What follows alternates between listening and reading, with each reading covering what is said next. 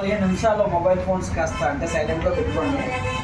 మనకి ఎవరన్నా చూడుంటే వస్తారులేండి. చాలు ముందు మనం వింటే మనం ఎదురు చెప్పొచ్చు. కాబట్టి కొంచెం జాగ్రత్తగా వినే ప్రయత్నం చేయండి. ఈరోజు మీరే చెప్పాలి, ఎందుకంటే ఆల్రెడీ పాత వాళ్ళు ఉన్నారు కాబట్టి మీరే చెప్పాలి. చెప్తే ఎంతవరకు అర్థమైందో చూద్దాం. ఓకేనండి. సార్ చెప్పినట్టుగా వెస్టేజ్లో ఒక్కరం వస్తే ఆరోగ్యం వస్తుంది, ఆరుగురితో వస్తే ఆదాయం వస్తుంది. దీన్ని బట్టి మీకు ఏమర్థమైంది? ప్రస్తుతానికి మీకు ఆరోగ్యం మాత్రమే వస్తుంది, ఎందుకంటే మీరు ఆరుగురితో రాలేదు కదా. ఎవరు టీం ఎక్కువ మంది వచ్చారు ఇక్కడికి వచ్చిన వాళ్ళు? ఎవరి టీం ఎక్కువ మంది వచ్చారు? ఇక్కడ లోకల్లో ఉన్నవాళ్ళు. మీ టీం ఎంతమంది వచ్చారు మేడం? ఒకరు వచ్చారా? ముగ్గురు వచ్చారా? మీ టీం ఎంతమంది వచ్చారు సార్? నలుగురు వచ్చారా? బాబు జయించారు అయితే మీరు. Very good, right. ఓకే, ఈరోజు డబ్బు ఎలా సంపాదించాలో తెలుసుకునేటువంటి ప్రయత్నం చేద్దాం. సార్ చెప్పారు ఆల్రెడీ. ఈ బిజినెస్లో ఎవరైతే కన్సిస్టెన్సీగా క్రమం తప్పకుండా ప్రయాణం కొనసాగిస్తారో, అంటే క్రమం తప్పకూడదండి. క్రమం తప్పడం అంటే ఇందాక ఎందుకు నెలలో ఎన్ని వారాలు పెట్టాలని అడిగారంటే, ఇప్పుడు ఎప్పుడైతే మీరు క్రమశిక్షణ కోల్పోయారో డబ్బు మిమ్మల్ని గౌరవించడం మానేస్తుందండి. డబ్బు గౌరవించడం మానేసింది అనుకోండి, మీరు ఎన్ని వారాలు వచ్చినా ఉపయోగం ఉండదన్నమాట. డబ్బు మిమ్మల్ని గౌరవించి మీ దగ్గరికి రావాలంటే మీరు ఏదైతే డ్యూటీ చేసినప్పుడు ఉదయం 6 గంటలకు ఎలా వెళ్తున్నారో, లేదా ఉద్యోగాన్ని 9 గంటలకు ఎలా వెళ్తున్నారో, ఇక్కడ కూడా అలాగే దీనికంటూ మీరు ఒక ఇంపార్టెన్స్ ఇవ్వండి.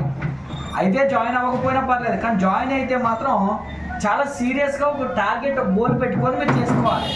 గోల్ పెట్టుకొని క్రమంగా మీరు చేయలేదనుకోండి, మీరు ఒక ఇల్లు ప్రారంభించారు, పునాదులు వాళ్ళు తీసి ఒక 6 నెలల తర్వాత ఇల్లు కడితే ఉంటుందా పునాదులు? అంతే కదా. వ్యాపారం కూడా అంతే కదండి. మీరు ఒక 1,00,000 రూపాయలు సంపాదించాలని ఇక్కడికి వచ్చారు, లేదా ఒక 6 నెలల్లో ఒక మంచి ఇల్లు కట్టుకోవాలని మీరు ఇక్కడికి వచ్చారు, లేదా ఒక సంవత్సరంలో నా పిల్లలకి మంచి లైబ్రరీ ఇవ్వాలని మీరు ఇక్కడికి వచ్చారు. అలాంటప్పుడు దీన్ని క్రమంగానే చేయాలి కదండి. మేము కూడా ఒకానొక కాలంలో ఈ బిజినెస్లో జాయిన్ అయిన స్టార్టింగ్లో ఇలాగే క్రమం తప్పిపోయి చేయడం వల్ల మాకు డబ్బులు వచ్చేవి కాదు. మీరు చేసినట్టే మమ్మల్ని చూస్తుంటే మమ్మల్ని మేము చూసుకున్నట్టు అనిపిస్తుంది ఒకప్పుడు.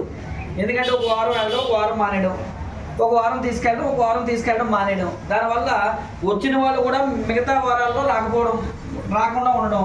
దానికి కారణం మనమే. అలా చేయడం వల్ల 1.5 year అయిపోయింది, కానీ అకౌంట్లో డబ్బులు పడేవి కాదు. 2014లోనే జాయిన్ అయ్యాను. 2016లో నేను చేసిన తప్పులు ఒకసారి నా సీనియర్ అలాగే కూర్చోబెట్టి నాతో మాట్లాడాడు. నువ్వు నిజంగా డబ్బు సంపాదించాలనుకుంటున్నావా అని అడిగారు.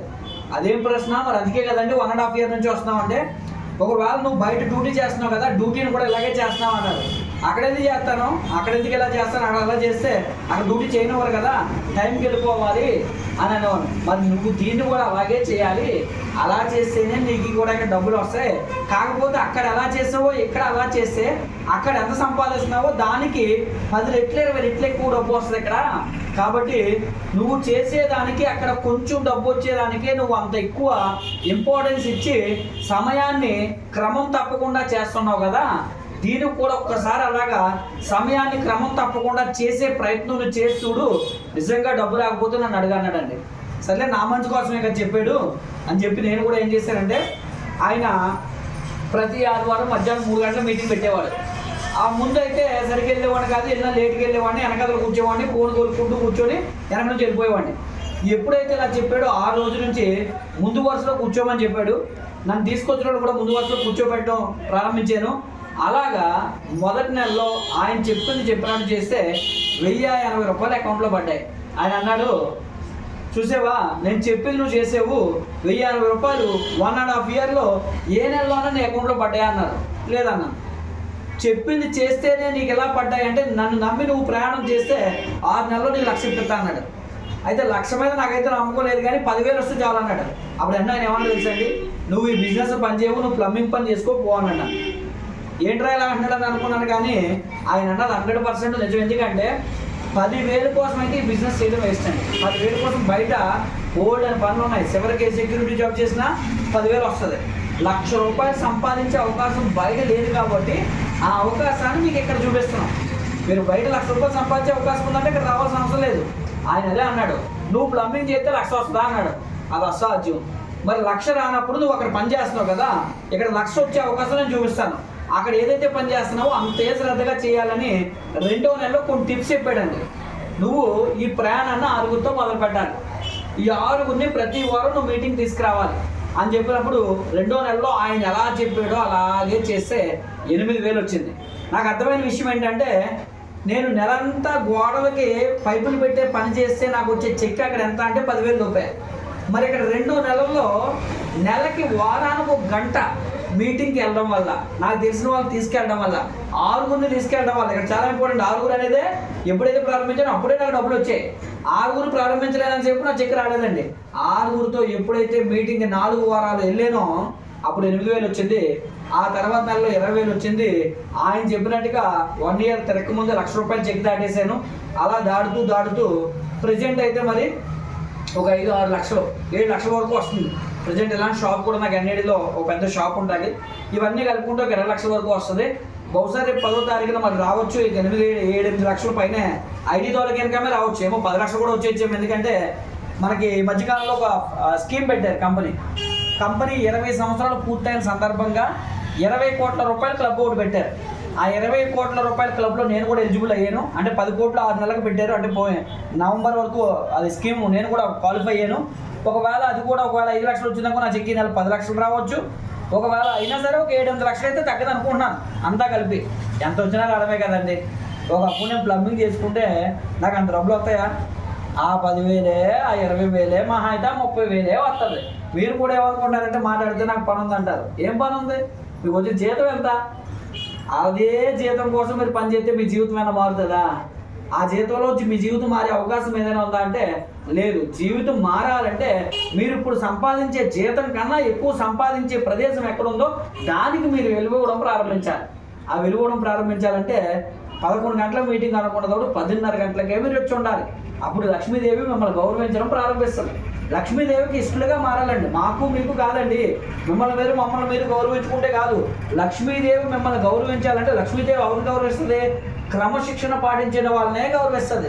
స్కూల్కి ఎవడరా ఫస్ట్ వస్తాడంటే క్రమం తప్పకుండా సమయానికి వెళ్ళి సాయంత్రం వరకు స్కూల్లో క్రమశిక్షణగా అన్ని పాఠాలు విని నోట్ చేసుకొని దాన్ని ఇంటికి వచ్చి మళ్ళీ హోంవర్క్ చేసి దాన్ని రివ్యూ చేస్తాడు ఎవరైతే, వాడు మాత్రమే అక్కడ పాస్ అవుతాడు, వాడు మాత్రమే విజయం సాధిస్తాడు. అలాగే ఈ బిజినెస్లో కూడా మీరు పాటించాల్సినవి కొండలు పెళ్లి చేయాల్సిన అవసరం లేదు. ఉదయం నుంచి సాయంత్రం వరకు ఒడ్లో బయట కష్టపడినంత కష్టం ఇక్కడ అవసరం లేదు. జస్ట్ స్మార్ట్ వర్క్ ఏంటి? వారానికి 1 గంట. ఆ రోజు మీరు చేసే పని ఏంటిరా అంటే మీ 6గురితో పాటు మీరు వచ్చి కుర్చీలో కూర్చొని వెండవే. అదేమి చేసే పని. ఇప్పుడు సామాన్లు కొనుక్కోవడం అంటారా? అది ఎక్కడైనా చేస్తారు, బయటైనా చేస్తారు. అంతేకాని వెస్టేజ్లో మాత్రమే మీరు చేసే పని కాదు కదండి. మీరు మొహం కడుక్కోవడానికి, స్నానం చేయడానికి సబ్బులు పేస్టులు కొనుక్కునే వ్యక్తులు ఎవరైనా బయట ఉన్నారా అంటే అందరూ కొనుక్కుంటారు, అందరూ వాడుకుంటారు. మనం ఏం చెప్తున్నాము? బయట కూడా మీరు కొనుక్కుంటున్నారు, కానీ డబ్బులు వస్తున్నాయా? రావట్లేదు. వేస్టేజ్లో కొనుక్కున్న వాళ్ళకి మాత్రమే డబ్బులు వస్తున్నాయి. అయితే పాపం బయట ఉన్న వాళ్ళని చూస్తే మనం జాలి పడాలి. ఎందుకంటే వాళ్ళకి ఎలాంటి అవకాశం దొరకలేదు కాబట్టి. మీరు ఎంత అదృష్టవంతులు అంటే మీరు ఎక్కడో పుణ్యం చేశారు. మీరు చేశారో మరి మీ తల్లిదండ్రులు చేశారో మనం చేసామో మన తల్లిదండ్రులు చేసామో తెలియదు, కానీ మొత్తానికి మనకు పుణ్యం అయితే ఎక్కడో తగిలింది. తగలబట్టికే ఈరోజు ఇలాంటి అవకాశం మనకు దొరికిందండి.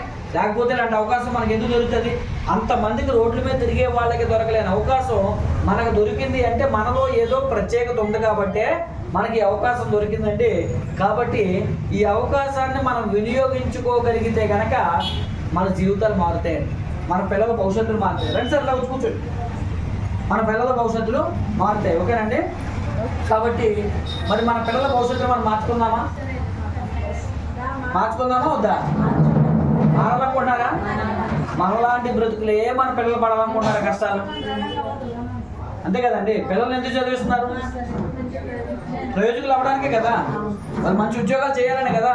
మరి అలాంటప్పుడు వాళ్ళకి మీరు మంచి డబ్బు సంపాదించే మార్గాన్ని వాళ్ళకి చూపించి ఒక మంచి ఇల్లు కట్టి వాళ్ళకి ఇస్తే బాగుంటుంది కదండి. ఒకసారి గట్టిగా చప్పట్లు కొడదామా? ఎందుకు చప్పట్లు కొట్టమని తెలుసండి? డిమ్ముగా ఉన్నారు అంటే చల్లగా ఉంది కదా, ఏజెన్సీ ప్రాంతం కదా, చల్లగా ఉండడం వల్ల డిమ్గా ఉండి బ్రెయిన్ ఏమవుతుందంటే షార్ప్గా ఉండదు, హుషారుగా ఉండాలి. చూడండి, రేసులోకి వెళ్ళి గుర్రం ఎలా ఉంటుంది? రేసులోకి వెళ్ళి గుర్రంలా ఉండాలంట మనం ఎప్పుడు కూడా. రేసు కూడా ఉండాలంట. అంటే మనుషుల్లో 2 రకాల స్వభావాలు ఉంటాయంటండి. ఒకటి గాడిద స్వభావం, రెండోది గుర్రం స్వభావం.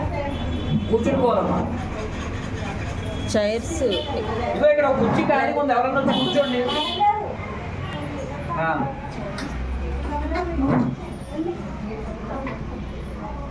ఒకసారి ఇది ఇచ్చేయండి.